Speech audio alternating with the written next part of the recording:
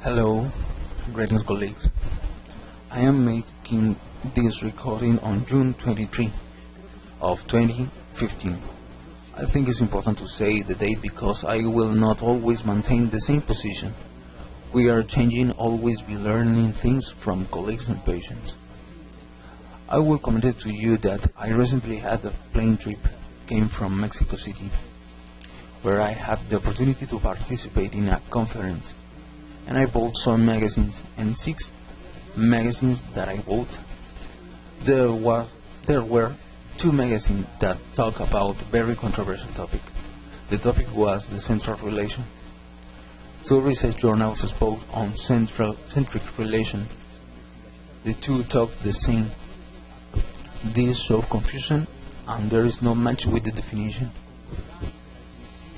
And it's true that when we read magazines or study at the university, we have seen books, and the centric relation is always a difficult and complicated issue that we accept the definition and have no question based on this confusion. Long ago I wanted to make this video, and why I'm doing this? The reason is to cooperate. I'm making this recording on June 2015, the street of Jesus Maria, Lima, Peru.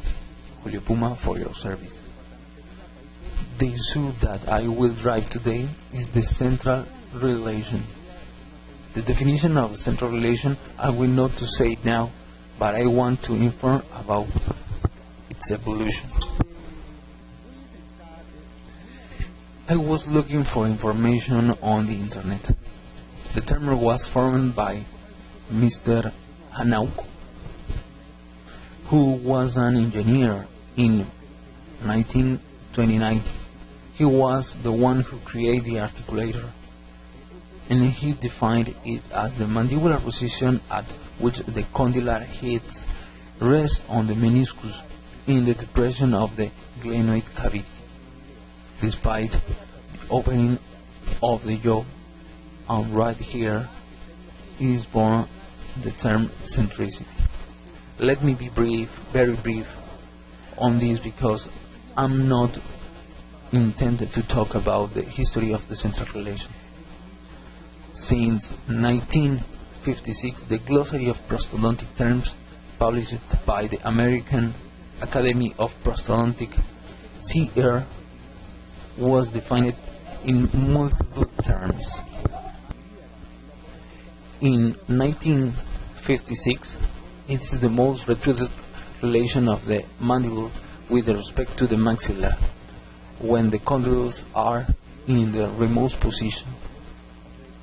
In 1968, it is the physiological relation retruded jaw related to the upper maxilla. Then another definition. It is the most posterior relation of the mandible with respect to the maxilla. But everything changed in the year 1987 by anatomical issues, where you get to understand that the jaw not be so posterior. It's not physiological. Here I have placed a link, you can see it. And you can see where I get this information. The doctor makes a very good explanation, but what I'm getting at is that in 1987 the definition of central relation changed dramatically from a reward position to a more anterior condylar position. But you can watch videos on YouTube where university professors define centric relation as the most posterior, as Mexico Orthodontic Journal say. This is a great confusion. These magazines sold me Mr. Flores and great things. And that techniques were created to find centric relation. And I am secure that you have practiced many of these techniques, but was being made in an ancient or modern definition. Do not know these longs are used to find the most retruded or most previous position, you know, because they're careful with that what you find in the internet. There are tutorials on how to use the long plate. Others use cottons, some places one or more cottons, others recommended to use of G-Clusia is used to find a more anterior or posterior condyle. We don't know. There are manual techniques. There are muscle relaxant techniques explains to this program.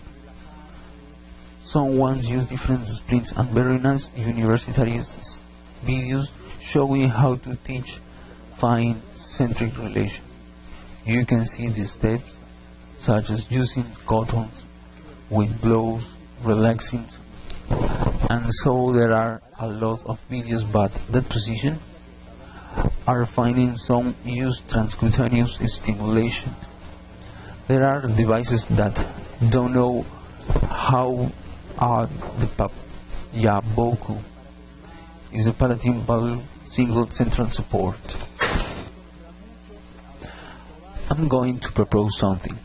You forget some of the literature. Forget you in a magazine and books, and I'm going to beg we turn on our common sense logic and common senses. Please. If you want to buy an apartment and you see an ad that says the permit in Jesus Maria is the district where I live and are sold apartment, the notice says department central location. You are saying we are sold this apartment and they are in the central of district of Jesus Maria. If I ask you for your dental office, how is organized, you maybe respond, the dental unit is located in the central of the office, right? Correct? I am telling the dental unit is located in the center of the office. That's all. Right? I'm going to take another example. Check it. Here I have a magazine of Peruvian Society of Orthodontic.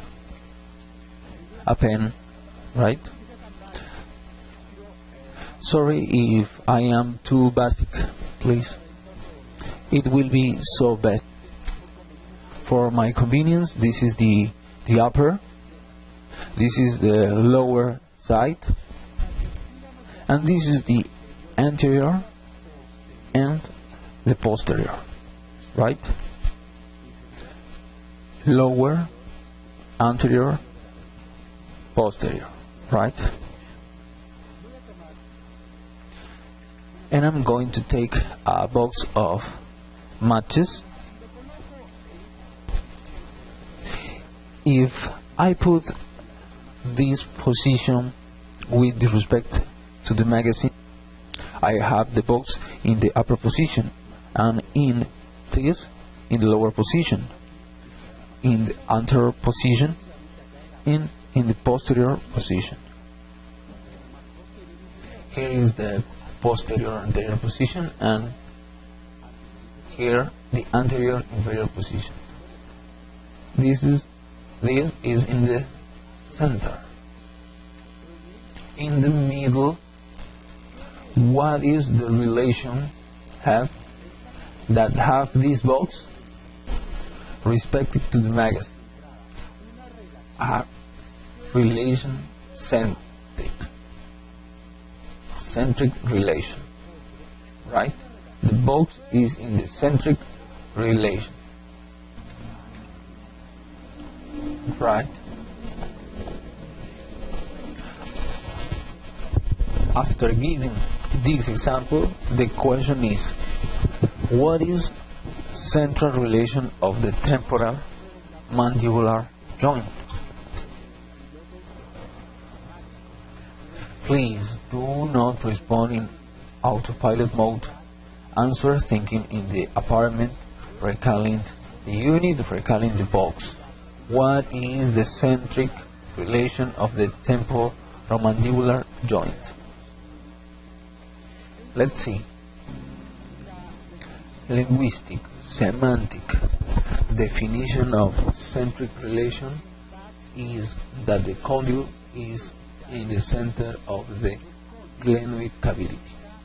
The verbal correct definition is that the central relation is when the condyle is the center of the glenoid. So, one of the common definition is that the condyle is in the top of the glenoid cavity. If we are talking about that the condyle is in the top, so it is not a centric relation. This wouldn't be centric. If it were in the most anterior position, neither could be center. So neither could be center. And also is redundant to say that it is in the middle. Therefore, the definition of central relation is the condyle in the center of the glenoid. That if the disc is broad, or if the clothing neuromuscular site, or if it is the place from where the centric and the eccentric movements, this has nothing to do with it. For definition, centric is centric. Is central position. Ask to a children for it. This is easy. Centric is centric. The confusion is that the anterior and the superior part we call. This is the most confusion. So we have memorized the words, and because we read a bibliography, we read an author, another author, famous author, and we have repeated. I didn't think make this video, but give that I read and found more and more this term, then I decide to do is, I think the right definition of central is the same. So the question is,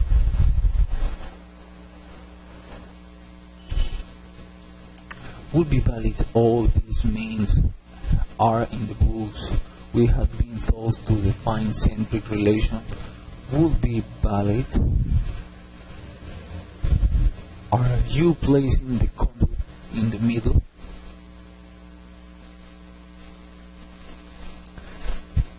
Definitely, when I started using the term central to centric, I don't know it came up. It changed much my thought.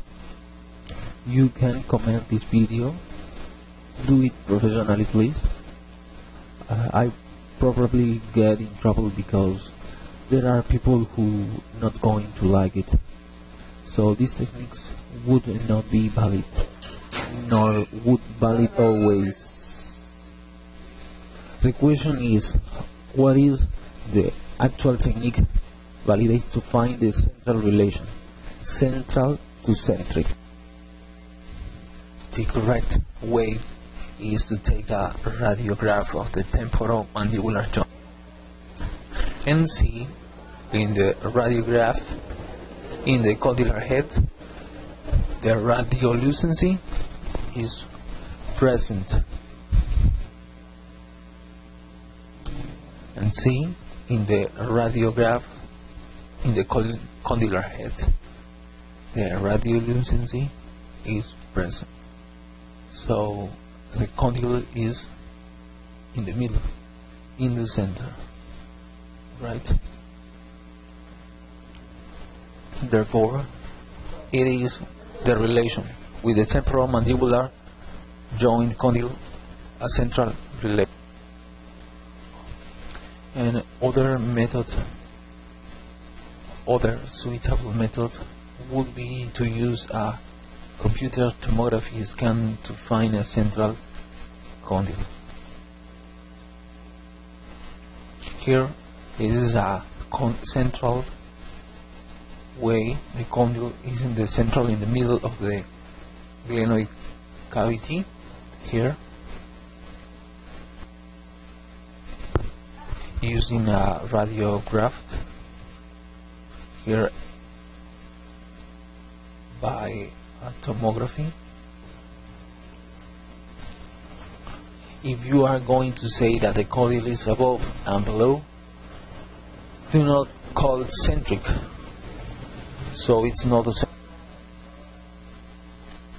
So what would apply valid TMJ in maximum intercuspidation, and see that this condyle is surrounded by radius image. So which is the center? Here we see many plates. We see that are very high or much earlier, and we see morphological changes. There are changes in the condyle head that are not in the center.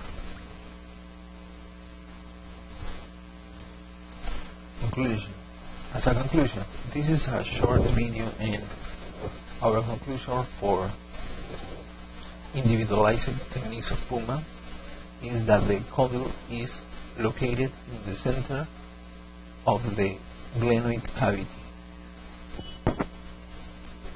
For us, both serious condyles are as a condyle of car suspension system, where the jaw has a central gaps above. There, the jaw can adapt to occlusion interference, bridge difference, age, morphological changes in the vertical dimension. For that reason, no spaces as a compassion and half amortiguation systems. As in boxing, I really like boxing. So a hit in the mandibula, the space cushion to boxing. This is a cushion systems. It's a wood in a car, as wood assistant cushion for the chassis, so the car does not miscarry.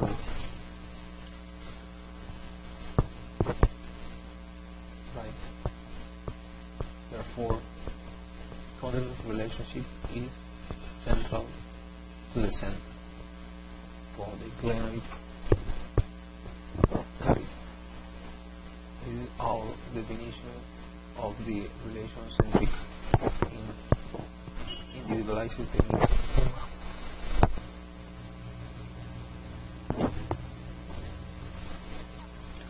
So I made this video very simple.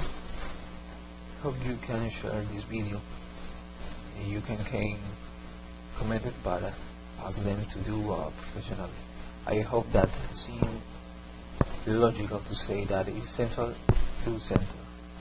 We sometimes repeat ideas without questionation, and I keep repeating. Thank you very much, and I hope to share this video.